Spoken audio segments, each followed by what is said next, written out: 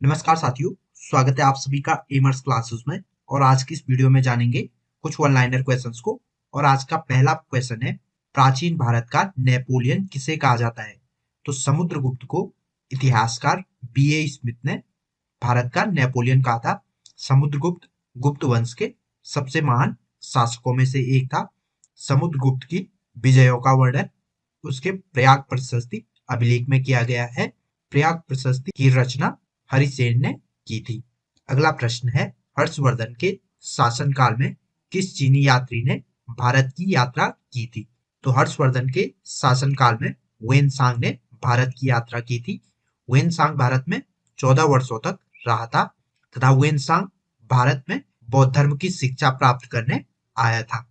अगला प्रश्न है, ढाई दिन का झोपड़ा मस्जिद कहाँ स्थित है? ढाई दिन का झोपड़ा मस्जिद अजमेर में स्थित है तथा इसका निर्माण कुतुबुद्दीन ऐबक ने करवाया था।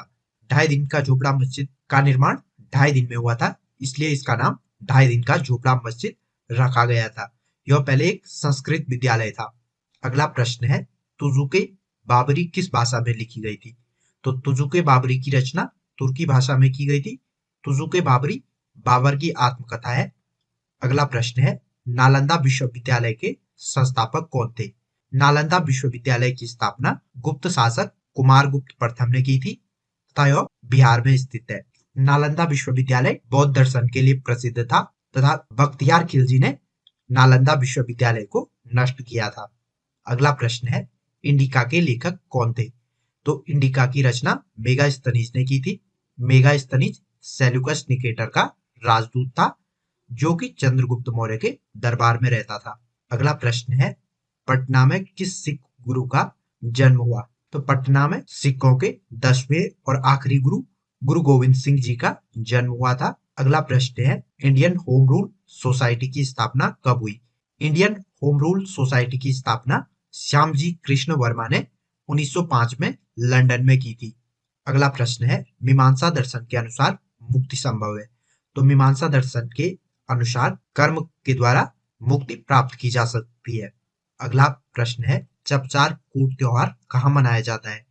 तो चपचार कूट त्योहार मिजोरम में मनाया जाता है। अगला प्रश्न है, मुगल चित्रकला किसके शासनकाल में अपनी पराकाष्ठा पर पहुंची? तो जहांगीर के काल में मुगल चित्रकला अपनी पराकाष्ठा पर पहुंची थी। जहांगीर एक चित्रकला प्रेमी शासक था तथा इसने अनेक चित्रकारों को संरक्षण प्रदान किया था। अगला प्रश्न है, प्रेम वाटिका की रचना किसने की थी? तो रसकांड ने प्रेम वाटिका की रचना की थी। अगला प्रश्न है कि सूफी संत की मान्यता थी कि संगीत ईश्वर के निकट पहुंचने का साधन है। शेख मुइनुद्दीन चिश्ती का मानना था कि संगीत के द्वारा ईश्वर को प्राप्त किया जा सकता है। अगला प्रश्न है, भक्त तुकाराम किस मुगल सम्राट के समकालीन थे? तो भक्त तुकाराम मुगल शासक जहांगीर के समकालीन थे। अगला प्रश्न है, किस भक्ति संत ने अपने संदेश प्रचार के लिए हिंदी का सबसे पहले प्रयोग किया था? रामानंद ने अपने उपदेशों के लिए हिंदी का सबसे पहले प्रयोग किया था तथा रामानंद संत कबीर के गुरु थे। अगला प्रश्न है, किसने दिल्ली के 7 सुल्तानों का शासनकाल देखा? तो अमीर खुसरो ने दिल्ली के 7 सुल्तानों का शासनकाल देखा था तथा अमीर खुसरो को खड़ी बोली का जनक भी कहा जाता है तथा अमीर खुसरो ने ही सितार का आविष्कार भी किया था। अगला प्रश्न है, नागर, द्रविड़ और बेशर है। तो नागर, द्रविड़ और बेशर भारतीय मंदिर निर्माण कला की 3 प्रमुख शैलियां हैं। उत्तर भारत में नागर शैली में मंदिरों का निर्माण करवाया जाता है, दक्षिण भारत में द्रविड़ और मध्य भारत में वेशर शैली में। अगला प्रश्न है, मृच्छकटिकम किसकी रचना है? तो मृच्छकटिकम की रचना शूद्रक ने की थी। मृच्छकटिकम धनी व्यापारी और एक गणिका की पुत्री की प्रेम कथा है। अगला प्रश्न है, इलाहाबाद स्तंभ अभिलेख का संबंध है? तो इलाहाबाद स्तंभ लेख का संबंध समुद्रगुप्त से है।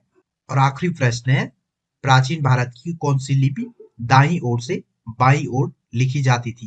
प्राचीन भारत में खरोष्टी लिपि को दाईं ओर से बाईं ओर लिखा जाता था।